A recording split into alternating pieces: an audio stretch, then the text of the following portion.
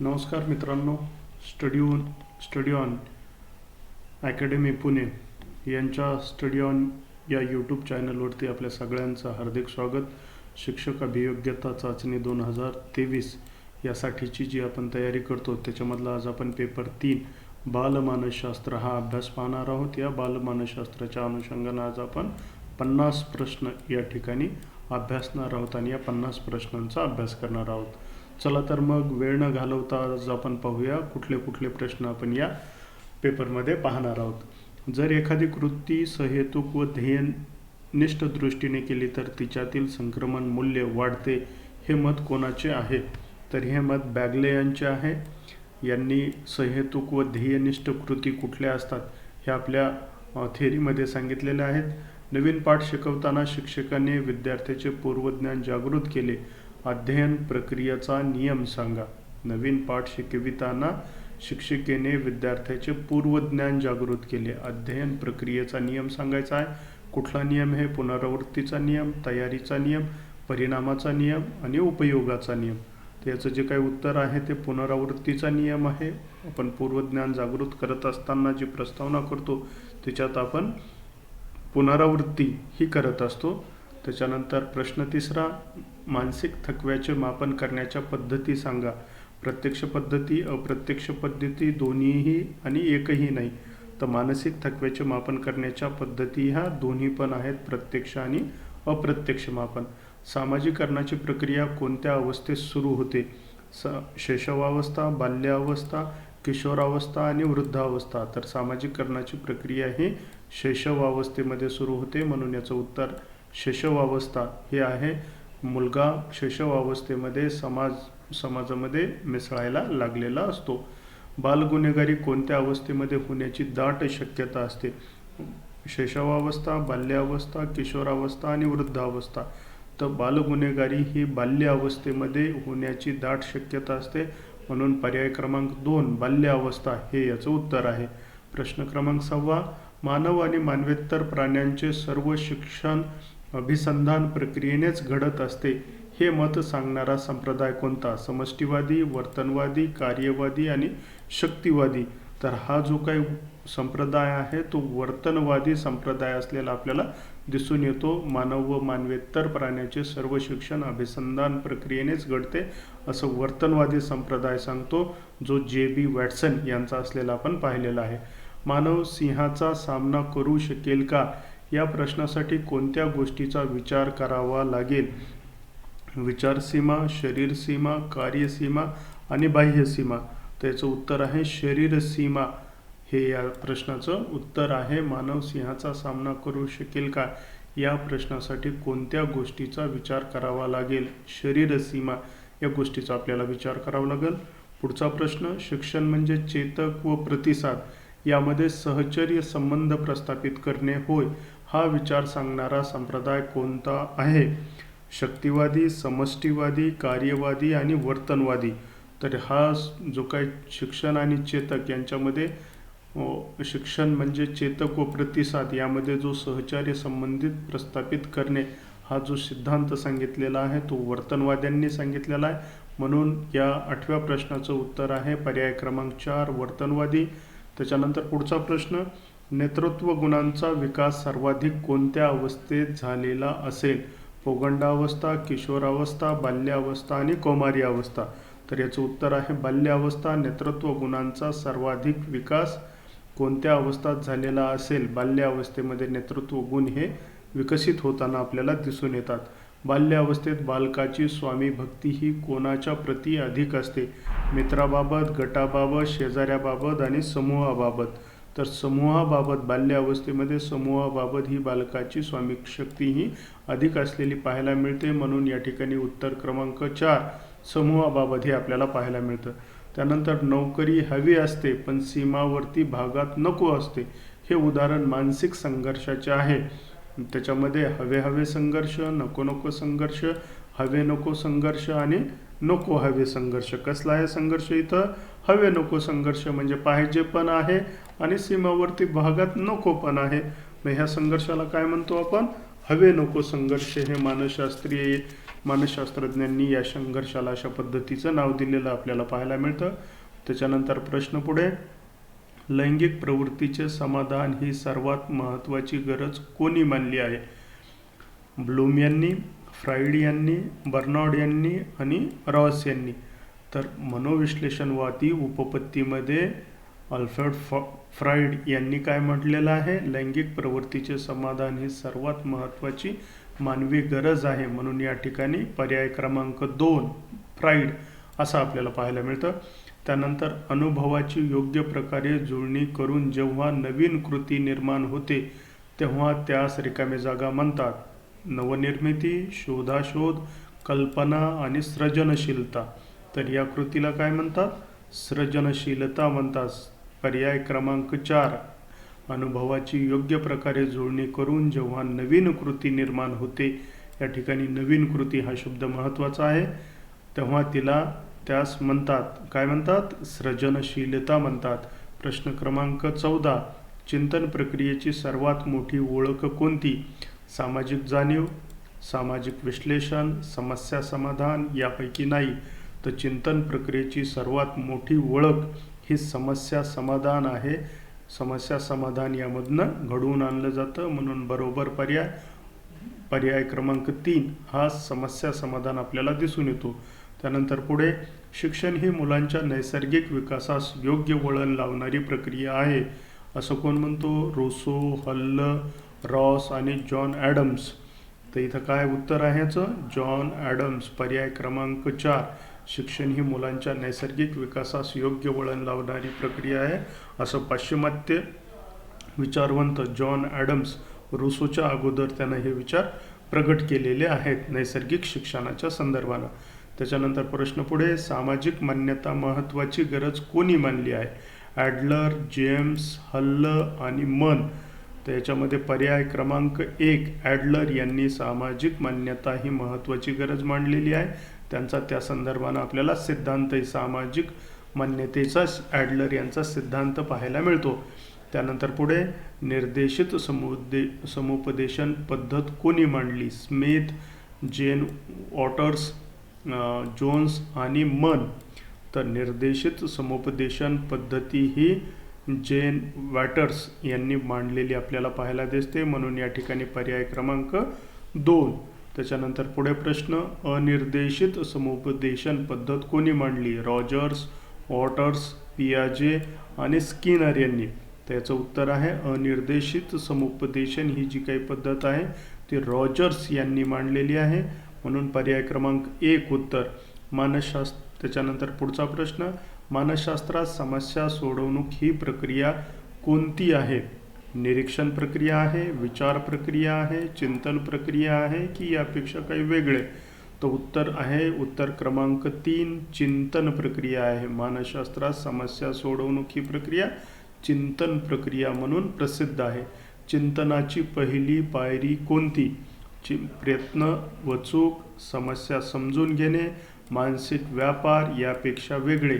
चिंतनाची पहिली पायरी ही प्रयत्न व चूक आहे. प्रयत्न करत करत मनुष्य काय करत असतो?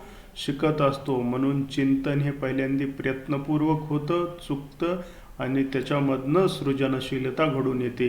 चिंतनाची पहिली पायरी मग कुठली? पर्याय क्रमांक 1 प्रयत्न व चूक. त्याच्यानंतर प्रश्न क्रमांक 21 मुलांची प्रगती विकासाच्या निश्चित अवस्थातून होते असं कोण म्हटलेलं आहे? गॅसले, पियाजे, हल्ल आणि मन. त्याचं उत्तर आहे पियाजेंनी मुलांची प्रगती ही विकासाच्या निश्चित अवस्थेतून होते. मुलांच्या प्रगतीच्या संदर्भानं पियाजे यांनी सिद्धांत स्पष्ट केलेले आहेत. त्यानंतर पुढचा प्रश्न, बौद्धिक विकासाची अवस्थात्मक उपपत्ती कोणी मांडली? नंबर 1 पियाजे, कॅटल, ॲडलर यापेक्षा वेगळे? तर बौद्धिक विकासाची अवस्थात्मक उपपत्ती ही पियाजे यांनी मांडलेली आहे. बौद्धिक विकासाची पियाजेंची उपपत्ती प्रसिद्ध आहे, ती आपण पाहिली पण आहे. त्यानंतर पुढे, प्रत्येक व्यक्ती थोड्याफार प्रमाणात न्यूनगंडाने पछाडलेली असते असं कोण म्हणतं? कॅटल, वॅटसन, वुंट आणि ॲडलर. तर प्रत्येक व्यक्ती थोड्याफार प्रमाणात न्यूनगंडाने पछाडलेली असते असं ॲडलर यांचं म्हणणं आहे. ॲडलर यांनी या संदर्भात भाष्य केलेलं आहे. त्यानंतर पुढे मानवी चिंतन कोणत्या बाबीवर आधारलेले आहे? कल्पना, समस्या, तर्कशास्त्र किंवा यापेक्षा वेगळे. तर मानवी चिंतन हे पर्याय क्रमांक 3 तर्कशास्त्र या बाबीवर आधारलेले आहे. मानवी चिंतन आणि तर्कशास्त्राचा जवळचा संबंध आपल्याला या ठिकाणी पाहायला मिळतो. त्याच्यानंतर पुढील प्रश्न, खालील रिकामी जागा हा घटक अध्ययनातून संक्रमित होत नाही. कुठला? ज्ञान, तंत्र, निष्ठा आणि ध्येयहीन. तर याचं उत्तर आहे पर्याय क्रमांक 4 ध्येयहीन हा घटक संक्रमित होत नाही. खालील ध्येयहीन हा घटक अध्ययनातून संक्रमित होत नाही असं आपल्याला दिसून येतो. त्याच्यानंतर पुढचा प्रश्न क्रमांक 26 बोधात्मक प्रगतीचा सिद्धांत कोणी मांडला? बोधात्मक प्रगतीचा सिद्धांत कोणी मांडला? मास्लो, कॅटल, ॲडलर आणि पियाजे. तर बोधात्मक प्रगतीचा पियाजे यांचा सिद्धांत आपण पाहिला की प्रसिद्ध आहे, म्हणून बोधात्मक विकासाची उपपत्ती ही पियाजे यांनी मांडलेली आहे. प्रश्न क्रमांक 27 वर्तनात ज्ञानाचा घडलेला टिकाऊ स्वरूपाचा सुधारणात्मक बदल रिकाम्या जागा होय. अवस्थ, अध्ययन, परिपक्वता किंवा यापेक्षा वेगळे. तर तो अध्ययन हा घटक आहे. वर्तनात ज्ञानाचा घडलेला टिकाऊ स्वरूपाचा सुधारणात्मक बदल डॅश होय, अध्ययन होय. खालीलपैकी कोणी चिंतनाला आत्म्याची भाषा मानलेली आहे? हँड, बीने, वॅटसन आणि थर्स्टन. तर खालीलपैकी चिंतनाला आत्म्याची भाषा ही पर्याय क्रमांक 3 वॅटसन यांनी म्हटलेला आहे. त्याच्यानंतर पुढचा प्रश्न, रस्त्यामध्ये मांजर आडवे गेल्याने आपले काम होणार नाही असे म्हणून संपत घराकडे परत निघाला. ही कोणती सूचना आहे? प्रतिष्ठा सूचना, आकारमान सूचना, स्वयंसूचना आणि संघ सूचना. तर ही स्वयंसूचना आहे. संपतनं स्वतःला सूचना दिली की आपलं मांजर आडवं गेलं म्हणून आपलं काम होणार नाही. ही स्वयंसूचनेच्या प्रकारामध्ये येते, म्हणून याचं उत्तर आहे पर्याय क्रमांक 3 स्वयंसूचना. त्यानंतर पुढे संवेदनेचे आकलन अलग अलग होत नाही, तर ते संघ एकसंघ समन्वयाने वस्तू आपल्या लक्षात येतात हे मत सांगणारा संप्रदाय कोणता? वर्तनवादी संप्रदाय, समष्टीवादी संप्रदाय, शक्तिवादी संप्रदाय, यापेक्षा वेगळे. तर याला समष्टीवादी संप्रदाय म्हणतात. यालाच दुसरा शब्द आणखीन मर्मदृष्टीमूलक संप्रदाय असं पण एका ठिकाणी म्हटलेलं आहे. ओके, समष्टीवादी किंवा मर्मदृष्टीमूलक किंवा पूर्णत्व सिद्धांत पण यालाच म्हटलेलं आहे. संवेदनेचे आकलन अलग अलग होत नाही, ते एकसंघ समन्वयाने वस्तू आपल्या लक्षात येतात हे सांगणारा संप्रदाय समष्टीवादी किंवा मर्मदृष्टीमूलक किंवा पूर्णत्ववादी संप्रदाय म्हणून ओळखला जातो. त्यानंतर पुढे कूटपेटिकेतील भुकेले उंदीर शिकण्याचा प्रयत्न हे उदाहरण कोणत्या नियमाचे आहे? परिणामाचा नियम, सज्जतेचा नियम, उपयोगाचा नियम, यापेक्षा वेगळे. कोणाची थेरी आहे ही? एडविन थॉर्नडाईकची थेरी आहे. किती नियम सांगितले? 3. याच्यापैकी मग भुकेले उंदीर शिकण्याचा प्रयत्न करताय हा कुठला नियम आहे? हा सज्जतेचा नियम आहे. पर्याय क्रमांक 2 सज्जतेचा नियम.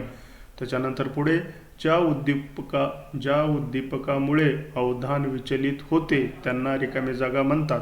अवधान कक्षा, अवधान नियम, अवधान वितरण, अवधान विकर्षण. त्याचं उत्तर आहे अवधान विकर्षण, पर्याय क्रमांक 4. त्याच्यानंतर पुढे कोणत्या मानसशास्त्रज्ञाने स्वयंयंत्रावर प्रयोग करून व्यवहारवादी समुदायाचा विरोध केला? कार्ल व थर्स्टन, वॅटसन, हँड्स आणि मन. त्याचं उत्तर आहे कार्ल व थर्स्टन या मानसशास्त्रज्ञांनी यंत्रावर प्रयोग करून व्यवहारवादी समुदायाचा विरोध केला. पर्याय क्रमांक 1 कार्ल थर्स्टन. त्याच्यानंतर पुढे कोणत्या मानसशास्त्राने वाक्याचा अपभ्रंश या विषयावर प्रयोग करून चिंतनाला व्यवहारवादी सिद्धांताचा विरोध केला? हँड्स, वॅटसन, थर्स्टन आणि रॉस.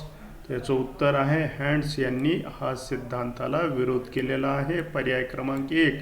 त्यानंतर पुढे जाणीवेच्या कक्षेतून जाणीवेच्या केंद्राकडे नेहमी ये जा चालू असते याला म्हणतात अवधान कक्षा म्हणतात, अवधान नियमन म्हणतात, अवधान आंदोलन म्हणतात किंवा यापेक्षा वेगळे.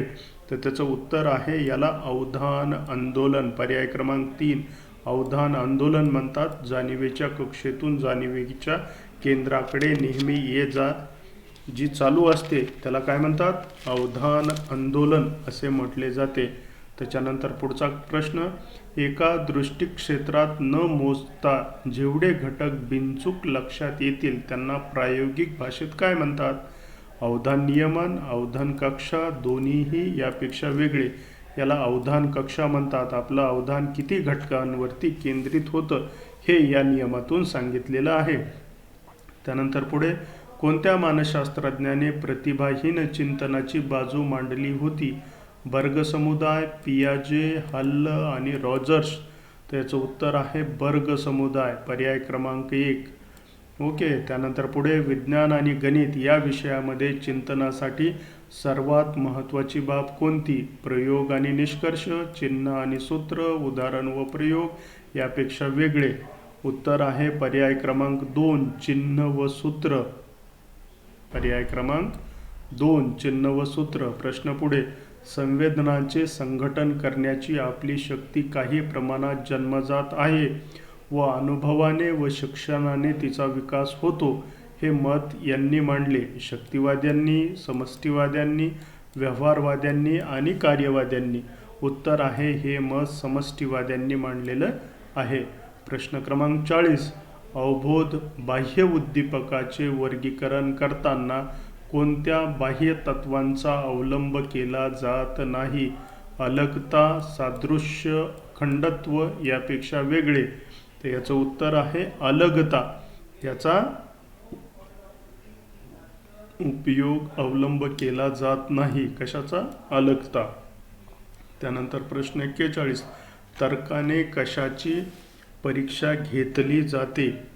गृहीतकाची, मताची, परिकल्पनांची आणि कल्पनांची. उत्तर काय आहे? आपण तर्काने कशाची परीक्षा घेतो? पर्याय क्रमांक 3 परिकल्पनांची.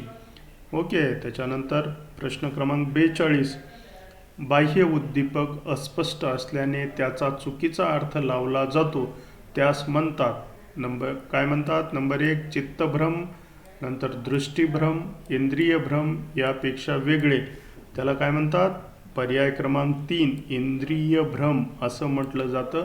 बाह्य उद्दीपक अस्पष्ट असल्याने त्याचा चुकीचा अर्थ लावला जातो त्यास पर्याय क्रमांक 3 इंद्रिय भ्रम असे म्हणतात. प्रश्न क्रमांक 43, आपण काही वेळा संवेदनांचा चुकीचा अर्थ लावतो त्याला काय म्हणतात? अवस्तू भ्रम व चित्तभ्रम, भास व आभास, इंद्रिय भ्रम व भास किंवा यापैकी नाही. तर त्याचं उत्तर आहे अवस्तू भ्रम व चित्तभ्रम. पर्याय क्रमांक 1. ओके. त्यानंतर पुढे, सामाजिकरण कोणती प्रक्रिया आहे? क्रियात्मक, सामाजिक, काल्पनिक, आंतरक्रियात्मक. तर सामाजिकरण ही कसली प्रक्रिया आहे? आंतरक्रियात्मक. पर्याय क्रमांक 4 असलेला आपल्याला दिसून येतं. सामाजिकरण ही आंतरक्रियात्मक प्रक्रिया आहे. त्याच्यानंतर सामाजिकरण कोणत्या प्रकारच्या कार्याला प्रोत्साहित करते? असम्यक, सम्यक, सामूहिक आणि समाजमान्य. तर याचं उत्तर आहे सम्यक कार्याला सामाजिकरण काय करत असते? प्रोत्साहित करते. सम्यक म्हणजे काय? चांगले कार्य. चांगल्या कार्याला सामाजिकरण प्रोत्साहित करत असते. सम्यक कार्य. त्याच्यानंतर पुढे, वर्तमानपत्रातील जाहिरात अवक्षणाचा बाह्य घटक रिकामी जागा हा आहे. नंबर 1 तीव्रता, प्रक्षेपण, नाविन्य आणि आकार. तर तो कशाचा प्रकार आहे? पर्याय क्रमांक 3 नाविन्य याचं उत्तर आहे. प्रश्न क्रमांक 47, वर्गाबाहेर पाहू नका असे सांगितल्यामुळे मुले वर्गाबाहेर पाहू लागले हा सूचनेचा कोणता प्रकार आहे? प्रतिष्ठा, स्वयंसूचना, आकरणात्मक सूचना यापेक्षा वेगळे. तर तो कुठला प्रकार आहे सूचनेचा? आकरणात्मक सूचना हा सूचनेचा प्रकार आपल्याला पाहायला मिळतो. प्रश्न क्रमांक 48, वडील भाऊ लहान भावासाठी व एखादा सिनियर ज्युनियरसाठी मानसशास्त्रीय दृष्ट्या कोणत्या रूपात असेल? आदर्श रूपात, उदाहरण रूपात, प्रकृती रूपात, नमुना रूपात. तर तो कुठल्या रूपात असेल? प्रतिकृती रूपात असेल. मग सिनियर किंवा लहान भाऊ कशा पद्धतीनं डेव्हलपमेंट करण्याचा प्रयत्न करेल? आपल्या मोठ्या भावासारखी किंवा आपल्या सिनियरसारखी. त्याला काय म्हणतात? प्रतिकृती रूपात हा दृष्टिकोन डेव्हलप होत असताना पाहायला मिळतो. प्रश्न क्रमांक 49. मार्गारेट मीडने कोणत्या बाबतीत स्त्री पुरुषामध्ये भेद दाखवला आहे? अरापेश, शांभुली, दोन्हीही आणि यापेक्षा वेगळे. तर मार्गारेट मीड यांनी जो स्त्री आणि पुरुषांमध्ये भेद दाखवलेला आहे तो बहुचर्चित भेद आहे. पर्याय क्रमांक 2 शांभुली हा भेद पाहायला मिळाला जातो. त्याच्यानंतर प्रश्न क्रमांक 50 आणि आजचा शेवटचा प्रश्न. झोपडपट्टीतील मोठी इमारत अवधानाचा बाह्य घटक रिकामी जागा हा आहे. तीव्रता, गतिमानता, आकार आणि नाविन्य. तर झोपडपट्टीतील मोठी इमारत अवधानाचा हा कुठला प्रकार आपल्याला दाखवते? हा आकार दाखवते की सर्व घरे हे छोटे आहेत परंतु एकच मोठी इमारत आहे. तर आपल्या अवधानामध्ये कुठला बदल होईल?